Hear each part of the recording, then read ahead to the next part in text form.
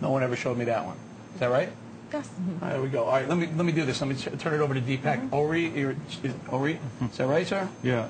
Tell us the state of the hotel business right now. I mean, we have a lot of things going on. We are coming out of a recession. Tough, right? We have terrorism. Tough, right? What's going on? Any business in the present circumstances is very difficult, and what it compels people to think differently. Now, our business is looking at the top 3% of the market. That's the luxury business, and 2009, the first quarter, we were very badly hit. We were badly hit because of the recession. We were badly hit because our head office is in Bangkok. There were some political issues. And that forced us to think things very differently. We do a lot of research. Now, we found out that... so hold on. You said your head office was in Bangkok? Yeah. What's that got to do with it? What's wrong? We have a property there, so there were some political issues there. So that made people take other destinations. Now, we really wanted to go to the people, and like these two ladies, high-end leisure always go to the agents. And then the agents decide which destination they have to choose. So we said, if we stick on to this model, we'll be standing in a queue, and we don't know when our number will come, because the almond resorts, etc. Yeah. Is that where you are? Yeah, that kind of price we level? at that. We at that price level. So but in Bangkok, high. we don't. No, New Zealand, we are at that level of almond resort. New Zealand, our property is at $7,150 a night, New Zealand dollars a night. Okay, and then our what is that? What's that here? What number is that? That is around 5,000 US dollars. Why? 5,000 US dollars a night. That is our New Zealand property. Our Bangkok property is around $250 a night. But it's very different. But it's large inventory. So we understood that people, when they choose a hotel room, they use a rationale. And if people wants to have an experience, there has to be emotional value. So we combined the emotional value along with the rational value, and we did a mixture of that the emotional value has to be higher than the rational value. Now, this is a little bit scientific. And when we did that, that is, our emotional value is we were giving out of our restaurants, we saw that most of the customers are coming to us. Then we said we have to go to the customers directly. So we worked on the e-commerce. Now, the worldwide figures are that the e-commerce for any hotel is not more than 30% or 40%. Our business, 80% is on e-commerce. We have sold 80% of our suites in New Zealand through internet at 5,000 US dollars a night. There has been a European couple. They bought the You sold them through the internet, you said? Yeah. They buy people just. What's your website? It's lebua.com. lebua.com. www.lebua.com. Do I have it on here? I don't have it on here. Okay. lebua.com.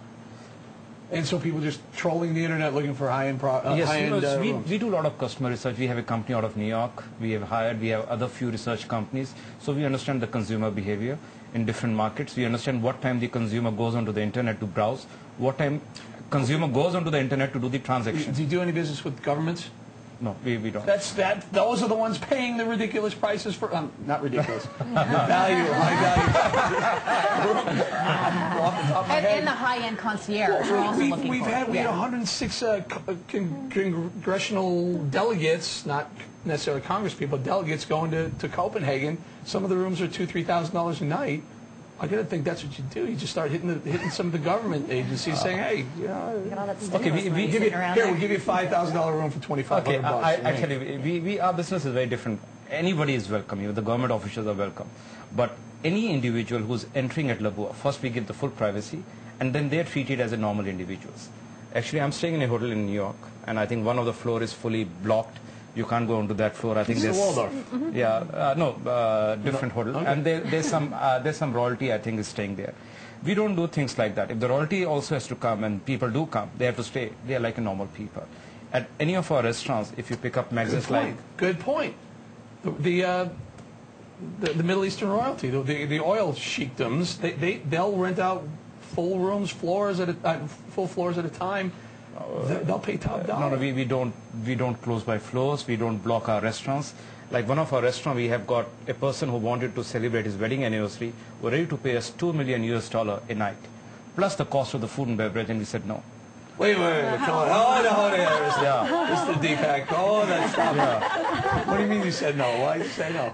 Because, see, we in the business, it's a longevity, like this lady just mentioned. The longevity of the business is that our business is 65% repeat. If our repeat customers are coming, and we just put a board that today the restaurant is closed Takes a lot for of a private repeat party, customers to people come over won't to $2 come. million a night from who was this guy?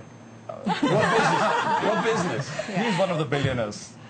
And he's in top 20 Forbes list. And what business was he in? Is he in oil? He's in different businesses. Right, but Ohri's like this, you take the top 3% of people that are traveling, that are traveling in this genre. What happens is they want to go to a property like that to commingle with people like themselves, versus a property, if you go here in New York, they have to select themselves off because most of them are not like them. It's destination driven, It's a based on destination. a very precise clientele. Hold the thought, Guru. What do you think of this?